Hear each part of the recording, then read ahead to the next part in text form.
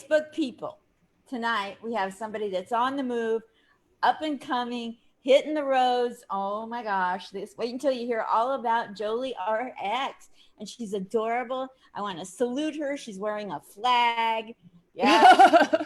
She's got It's something. not a real flag. Don't send me to jail. She's got something going on called Cum Day. We have to dig into that. Comedy.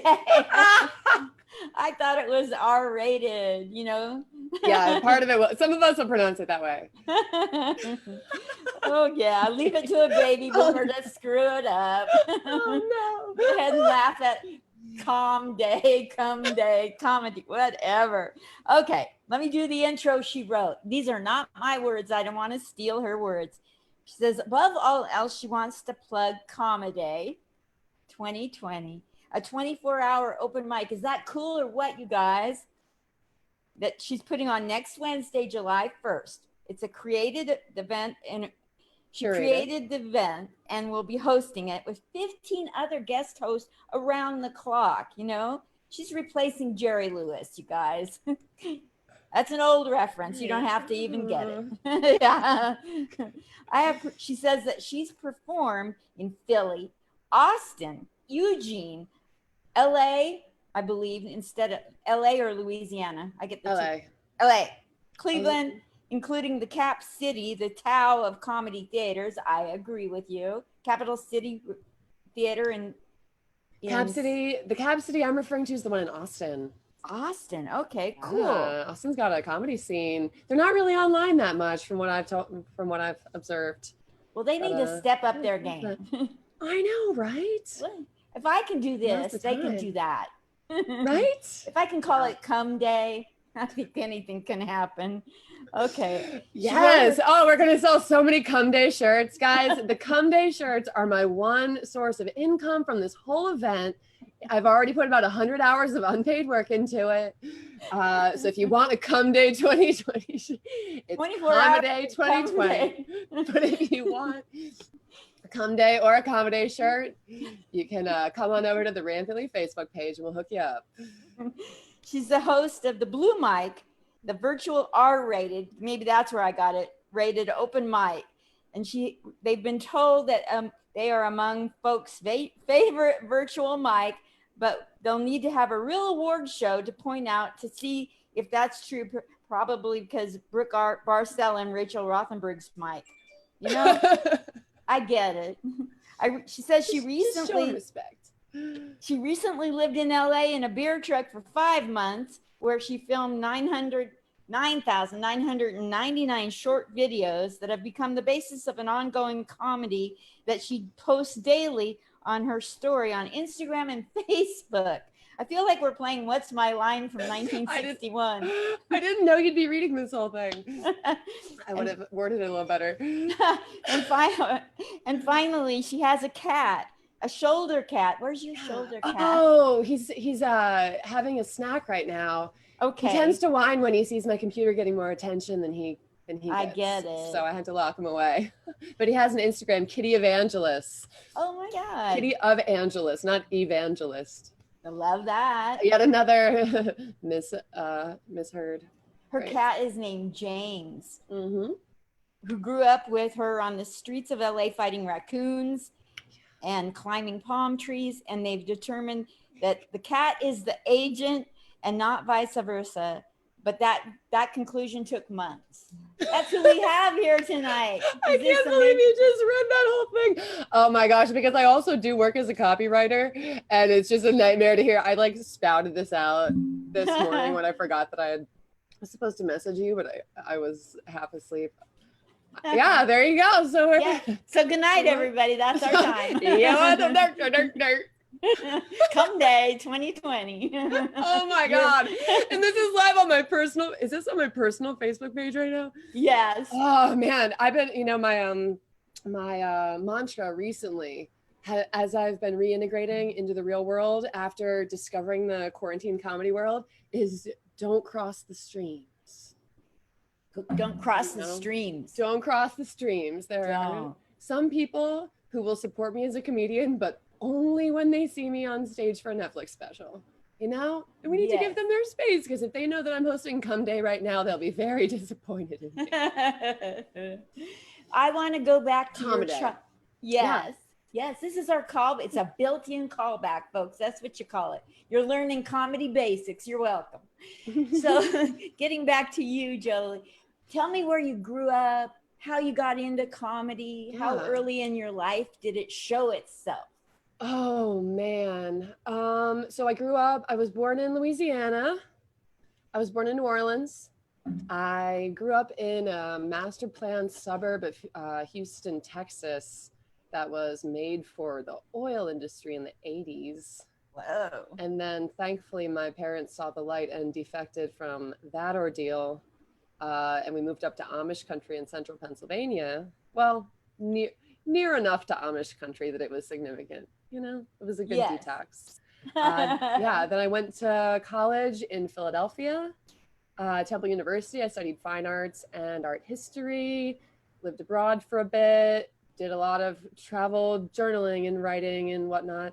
And yeah, and then I think I would say, you know, I always wanted to write for SNL. Everyone does who is in our field, or many people do. But I would say the moment that I thought that I had it in me to be a comedy writer was actually in December of 2011. I was working for Delta Airlines in the airport in a snowstorm in the middle of the night all by myself. And I was inbounding flights, driving jet bridges and opening plane doors and having hundreds of like surly, tired, stinky, disoriented people file off. And I wrote a sitcom pilot over the course of 3 nights there about working in an airport. Wow. I opened it up on all the different screens of every terminal, every gate had my Google document on it. And I wrote a pilot, and then I have been developing the Bible since then, and kind of selling it around, kind of just sitting on it and waiting to see what people are into after this madness. So yes, yeah, that was, how much labor of love was that in terms of time? How long did that sitcom writing take? Oh man, well, I mean, technically, because I'm still shopping it, I'm still workshopping it too, you know. But I mean, I wrote the pilot in about 3 nights, the original iteration of it, and then at the time I was in the position where I could fly for free and I could book my own flights for free because I worked for an airline. So I spent the next year and a half traveling around the country, but making a point to spend the night in airports and do character studies in the airport and just like, you know, be a creep on people. No one ever suspects that I'm the creep, you know. Do you know where my favorite place to hang out is? The airport. Yeah. What do you like about the airport? I had to work there. You know, that's where all the celebrities go. And I wanted to meet celebrities. And so I got a job at the Portland Airport gift shop in Portland, Oregon. Yeah. And I worked there for like 2.5 years, and I met I bribed people at the airport to tell me when someone was coming in, what gate. You see a wide range of emotion: happy, sad, glad to get rid of you, I can't make it without you. You see it all at the airport. Oh yeah. So did you ever see a celebrity? Oh my gosh, I'm sure you'll know from 1950. Vincent Price. He was like a horror film guy back then. Oh, Scary. cool. Who did he play? Oh, I don't know. Just the one who's like, he was just so scary. With the like long face and the slick hair. Yeah, as one of these voice, you know, his voice scared you. That's, you know. That's a fun one to meet in real life. Scary voice, celebrity. I met like so many celebrities. I can't even keep them all in my head. Like, I got to pass a message to Raquel Welch. She was in a private thing with Continental Airlines, and what Pat did you tell her? And his wife. Merry Christmas, and she relayed it back. Merry Christmas. Meant a lot to me. Doesn't take much, right? You know, I'm from Portland. Right. Yeah. So what did you like about the airport being? How did you get the inspiration to do the pilot from the airport? That's a good question. Thank you. It's a good stall technique. Yeah, yeah, right. Oh man, what did I like most about the airport? There are so many entry points into my love of the airport. I think that it is a microcosm of the 21st century in many ways. I love that it is all at once this crossroads for people from all over. And then it also has this layer of being like totally federally controlled and surveilled. And then it's also entirely a synthetic human construct that is imbued with the corporatocracy. So you can buy your way in with a plane ticket, and when you get in, now it's like the safest place you could ever be. And as long as you can foot the bill for like two $20 hamburgers a day. This is what I last paid when I was in the LA airport for like 52 hours in October. I was flying back to LA after I first moved there. It took me a ton of time to leave LA. I was like, I don't want to leave LA because if I do leave, I don't think I'm going to ever want to come back. And I flew to Austin for some work, came back to LA, and I just stayed in the LA airport, like trying to like reacclimate myself to wanting to leave. But yeah, it was about two $20 hamburgers a day. It's about right. So, and like people, there's this interesting dichotomy of people who, well, actually it's not, you know what, there used to be a dichotomy back before we all became slovenly pigs in the past 5 or 6 years from the internet. But like when I started writing it, I was like, wow, some people are really like dressed to the nines. They're going somewhere important. They look like they're going to get off and go straight to a meeting. And then you see that same type of person, but their guard is down. So you can actually look at different character types with different mental states that are kind of next to each other. And like the businessman, but he's like wearing Crocs and he like has mayo coming down his face, and like he knows that no one here knows who he is, so like he just doesn't care.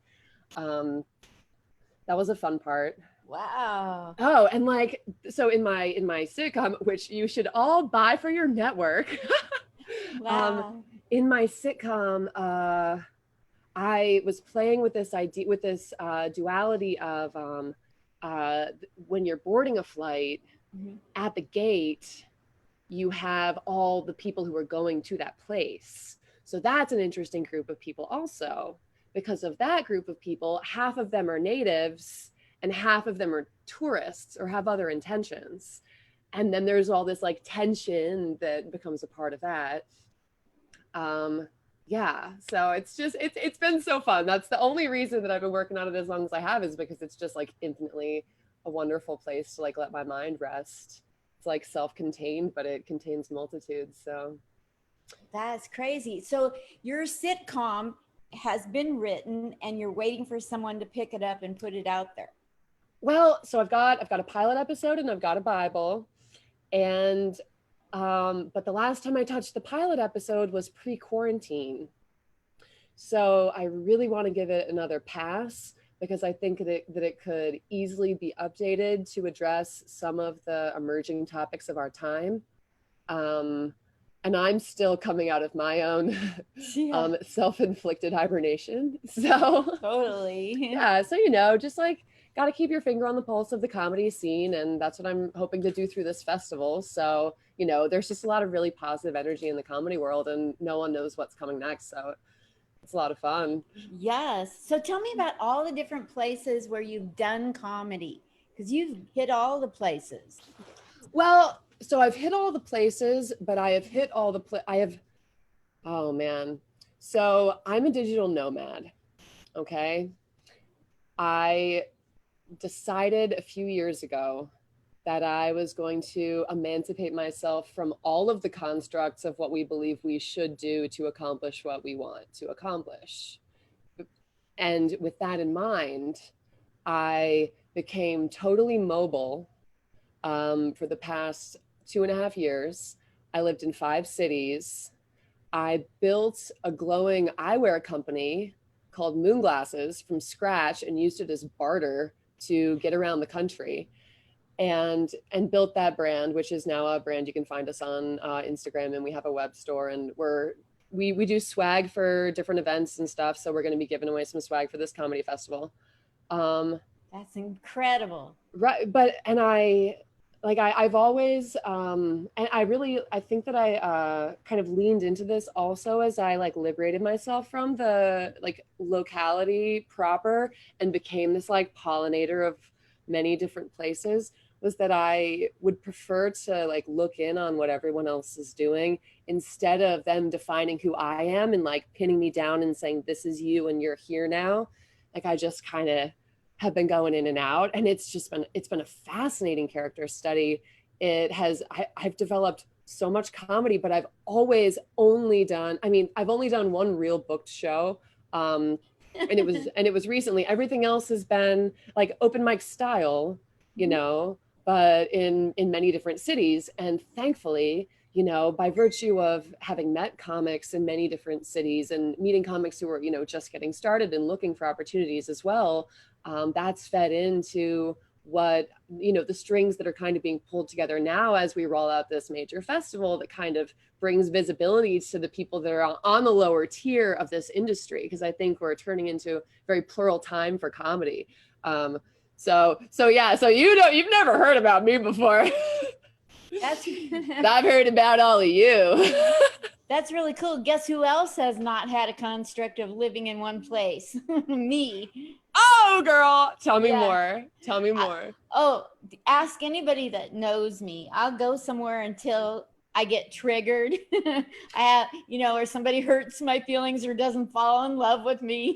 And then I'm on. Yeah, I drive my family crazy. Yeah. I've been in Portland. Still do? Yeah, I've been in Portland, New York, LA, Yeah. Temecula area of California, and I go back and forth. And now I'm in Vegas, and like I'm 69 years old in Vegas, a 5-year comic, and I've been to more cities in doing comedy than, you know. But I'm not a road comic. I'm more like Amtrak or Greyhound comic. Girl, same. I've done every Amtrak line. There you go. You could do comedy on the Amtrak for people. I've been building a model school to take place on the train, but that's going to be my 60-year-old decade career. We've got to do a few more things before then. It's fun on the Amtrak. Great. Oh man. Yeah. I mean, these days, kind of a ticking time bomb, but best vacation ever. It is. It's a lot of fun. It's a whole study, like the airport, you know, how things change. You're on the West Coast, a total different vibe on the Amtrak than when you go past Chicago. Oh yeah. Oh girl. And I think I found a difference in the direction that you're going, right? So when you start in Chicago and you're going to San Francisco, you get to start out going corn for 9 hours. You fall asleep because you're so tired of corn. And then you wake up in Denver. And then the next 4 hours are like gorgeous. It's like out of body beautiful with these like full length panorama train cars with glass ceilings. And everyone there's just sitting on their seats looking directly out the window on these like little lounger chairs going, where are we? It doesn't even matter where you are. You're alive, baby. You're here. Oh my gosh. So let's talk about what you post daily on Instagram and Facebook. Tell me what that's all about. Oh my God. Okay. You have no idea what I've done on Facebook. I've been looking. Yeah. I try every day. Yeah. Like today I was like, I'm going to catch up with her today. Then I get through like 6 posts. It's like, oh, this is still just an hour ago. Yeah. I'm not going to catch up today. Wow.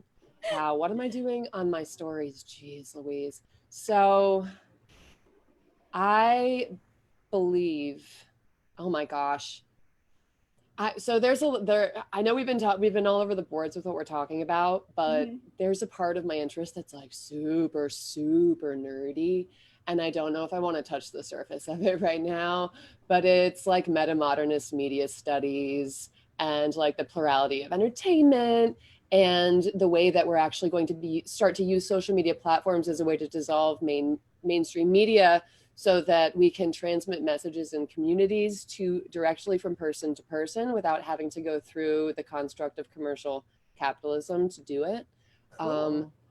But what I post is like all over the place. I've got like maybe I've got probably like 40 or 50 character voices that I What? work on, and each one is a What? different, like I had like there like there's a I can't do it now. I've never like performed them, right? Like I used to be such an extroverted person until I decided that I wanted to get up close to other people, because when you're extroverted, people get up close to you and you're in your own world. But like being like, as I've started to just deliver content to the screen of my phone for other people to see intimately to the screen of their phone, it's like opened up my like role as an actor or like a transmitter of like what the human experience can be.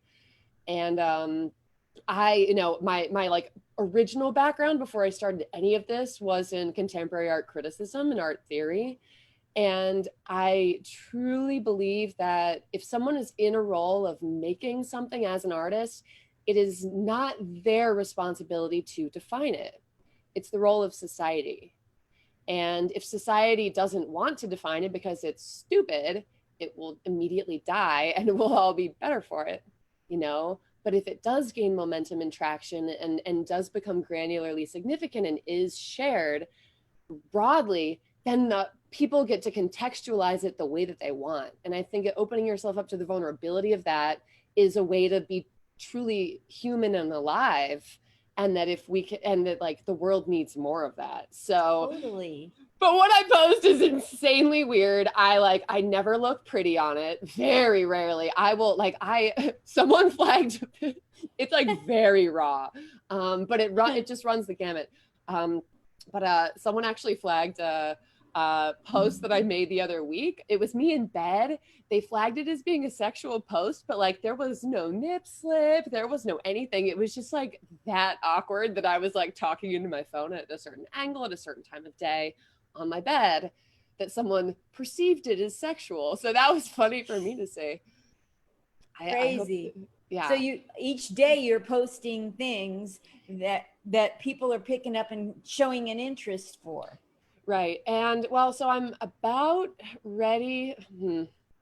Depending what happens with some of these other producer things that I've been getting into, like Comedy, I am hoping to bring my web series to YouTube in like 3.5 minute segments at a certain point, and I've been planning for that. But I've got about probably 30,000 videos at this point, and I'm in the process of writing the transcripts of each of them and coding each of them. So because each one is only like 3 to 15 seconds long.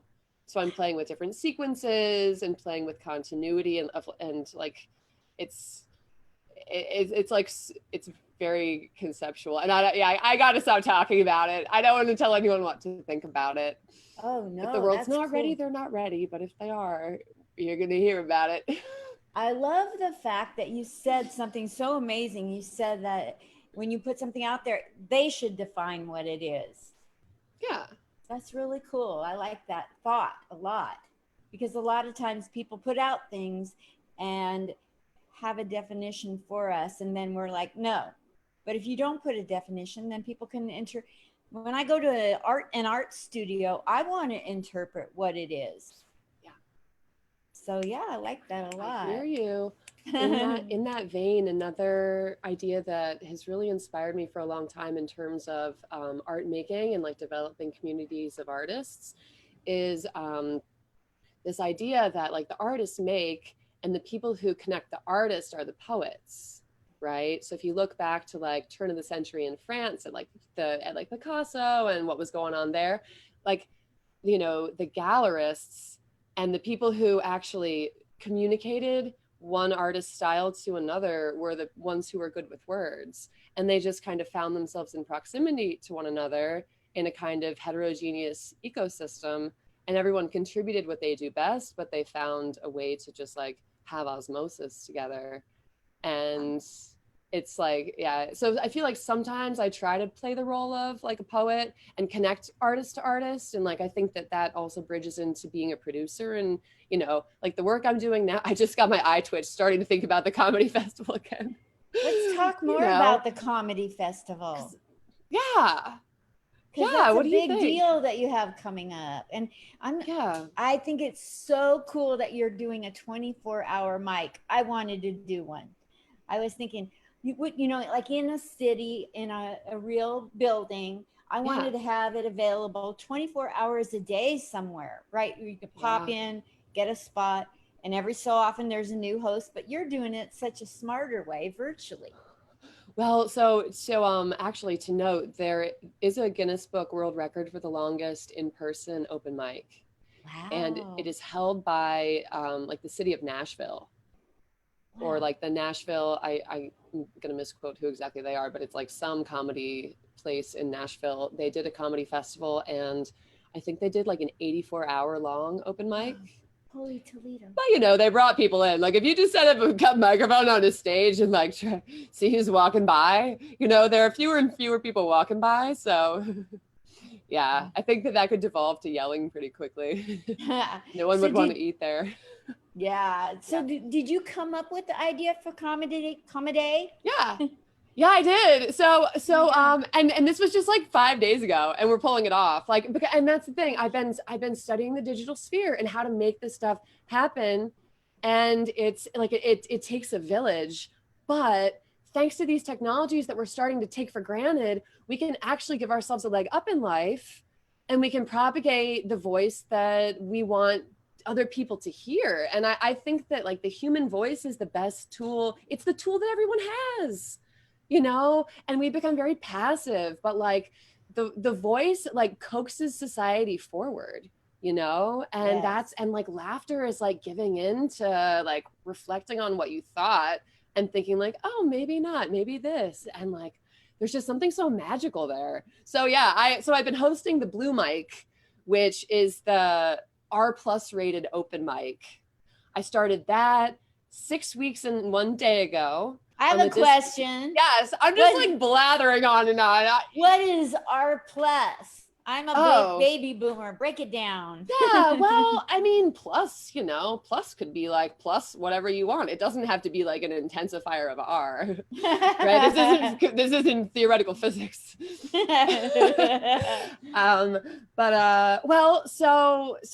there's this displaced comedians group on Facebook, and there was a time at the beginning of quarantine where a lot of open mics were starting, and I was sitting there looking at my Rolodex of material, looking at how these open mics were advertising, and I was thinking, well, this could be a good opportunity for me to connect with people, but at the same time, like, it's impossible to take the temperature when you're not actually near people, right? Like the paradigm has shifted when you're in a Zoom room with 30 faces, and all of these could be your best friend, but they could also be people who walk away thinking like, oh my God, why did you talk about that? That's weird.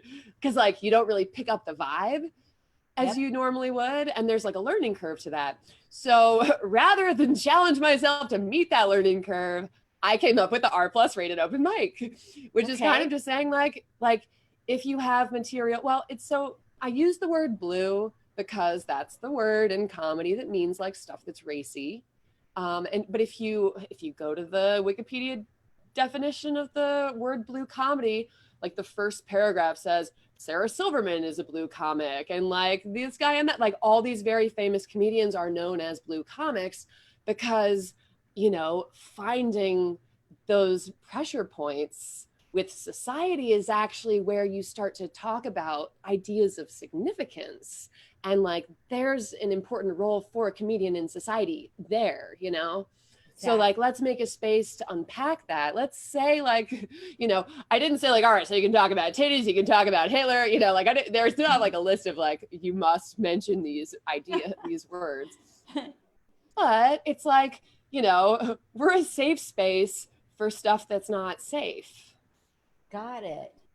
And that's awesome. Right. So like if you come in, you aren't allowed, like if you walk away offended, it's on you, because you came in the Zoom room. But it's actually been so positive. We just hit our 500 member mark today, and we've only been going for 6 weeks. That's so awesome. It's been Congratulations. Really awesome. It's our comics make it. They're just beautiful people. We run on Tuesday nights at 10 p.m. Eastern. it started off as a 2-hour show and now it's a 4-hour show. What? That's so cool. Yeah. And we usually have like 30 comedians per sitting. So how many minutes does each one get? So we started out with 4 minutes, and now that we've got returners who are like earning their stripes, we are letting returners go for like 5+ ish if they're on a roll. And if it's your first time, you get 4 minutes. And then you get the light. This is actually where I run it. This is the Blue Mike stage right here. It's beautiful stage. Beautiful. It's just some Afghans on a futon in a basement. What's the blue? Where's that? Is that just a light on a wall? Yeah, so that's my LED. Yeah, I have a bar LED light here that has like a bunch of LEDs in it. You can buy them on Amazon, but it has like 12 different colors. Yeah, super. I like color bathing. Have you ever seen LED color changing lights? Oh yeah, that's what this is. Yeah. Oh, cool. Oh yeah. I so as I became a minimalist, as I was moving around the country so much and like building up and breaking down places of residence quite quickly, I started to really gain an interest in LED lights because of the way that they can change an environment with like no physical substance at all. You can like dial in a feel, so it doesn't matter where you are. Like if I turned on the light in here and you saw what it looked like under incandescent lights, you would cry a tear. But now we're like totally copacetic, right? So cool. So yeah. So you have the Blue Mic on Tuesdays, 7 Pacific, 10 Eastern. You got it. Mm-hmm. And then you have the Comedy coming up July 1st. Comedy is July 1st. It's spelled like come day. And not with a U. It's come hither. Leave it to a baby boomer. Yeah, so if you go to Facebook and you either search the hashtag, which is Comedy 2020, or just the word comedy with an A in it to make the word day in it. Oh, the disambiguation. If you search that, you will see all of the posts that we've made about the events. But also on top of that, so my production company that's running it, which is called Rampantly, we have accounts. We have a bunch of different city-based accounts on Twitter, and then we have a Rampantly LA account on Instagram. And if you are a comedian who's planning to participate in these mics, or you consider yourself to be a virtual comedian, what you can do in the build up to this event is if you're posting stuff of yours that is comedic content, tag our accounts and we will repost it for you. Because that's the point we're trying to make here. We're trying to like go public with this like really cool phenomenon of virtual comedy that did not exist 5 months ago. Wow. 4 months ago, 3 months. I mean, actually, it hasn't been that long, has it? It just feels like a long time. March. Remind me of the name of your virtual mic on Tuesdays. Blue Mic. Blue Mic. MIC. MIC. Yeah. Blue Mic. And actually, because interest is really growing for Blue Mic, but our returners are like so loyal because we have so much fun. I am considering opening up another section of it on another day of the week, but I like fair warning, I must figure out how to monetize this because I do want it to be part of my career, and I have not been earning money from it at all, and I don't want to make comedians pay. So if you know how to not make comedians pay, let me know. Okay. Yeah, I'm going after businesses that like, since I'm a veteran, I'm going after veteran-owned businesses. So whatever a strong part of your life is, I would just suggest that you connect with people that identify with who you really are, or that love comedy for the employees, then they'll come and listen. I think those are 2 ways that are good to find sponsors. I have 3 sponsors, but they're sponsors in a different way, more like support and merchandise that I give to veterans. So cool. Yeah. So I'm still looking for monetizing myself. And you throw up the Cash App and the Venmo and hope someone will Right. Joli. Oh, I haven't even done that yet. Oh, I just like putting the hat out is something that's always made me feel uncomfortable. Me But I'm also too. like a total barter economy person. Like I We are don't so care about alike. possessions. Yeah, girl. Woo! You got to change But it to come day. my show. Yeah. Come day, come day. Buy a shirt and pronounce it how you want. This is so awesome. You're just a go-getter and you have the entrepreneurial spirit and you're just a great person. And I'd like to stay on here and talk and talk and talk, but I need to run. But here's the deal. Now that you've graduated from the comic spot, like Sinbad did, you can come on here any day that you want for 5 minutes and replug. Oh, Just wow. tell me, because like I get off about 15 or 30. If you're really interesting, I stay a half hour. You know, if you got a lot to say like you did. And then I have the time until 5 till to let people come on for 5 minutes. Cool. So I Oh, leave that great. space open for graduates to come back on. Yeah. Is this every day of the week or every weekday? Every Cool. day. Well, then maybe I'll be seeing you tomorrow because we got 5 days to bring about come day, baby. Let's do it. Come back. Day. Oh no, what have we done? Every day is come day. Are you kidding me? Oh yeah. Oh yeah. Comma day, you guys. Comma day for that. July 1st, 7 Pacific. Add 3 if you're in the East Coast. It never changes. If I say 7, it's 10. We're all day. So we're starting at midnight, July 1st on the East Coast. And we're going for 24 hours all through the day. Middle of the day, there's a Comedians with Cats segment at 11 a.m. coming out of Philadelphia. You can RSVP for all these. And then it ends at 11:59 p.m., 23 hours later with the Blue Mic, which is mine. But I'm the one in between all the other acts too. So wow. Getting haggard. Oh my gosh. Thank you for having me. Oh, yes. And you'd think you're doing kind of like a marathon, really. So you would think that there would be companies out there that would want to sponsor it because it's going to be on the waves all across the country with tons of, there's got to be a sponsor. Oh, yeah. Well, so I'm already planning the next one, which is going to be in October. So we're going to have something that we're calling Big Fun Fest. And it's going to be probably just 8-hour segments of acts that have to send tapes. And we're going to be doing that for like 3 to 5 days in a similar format using this, we're trying to cast a broad net with this one because we want virtual comedians to feel like there is potential here. But yeah, we're quickly ramping it up. So super. So we're going to find some sponsors. Yeah. Cool. Thank you. All right. Holler if you want any ideas on sponsor. I can come up with more ideas that you can do than I could ever do. So I'm an idea person. Like I can sit and think of sponsors if you tell me a little bit more detail. Cool. But like making it happen for myself hasn't been that cool yet, but I'm working on it. Yeah, it's an acquired taste. Yes. Yeah. I'd rather move to another city than ask somebody for $1. Girl! Oh! Yeah, call me later, baby. Call me later. We'll have a pillow talk. That's right. Okay, see you later. We're so alike. I appreciate you. Talk to you soon. I appreciate you. Love you. Bye. Bye, babe. Bye. Everybody's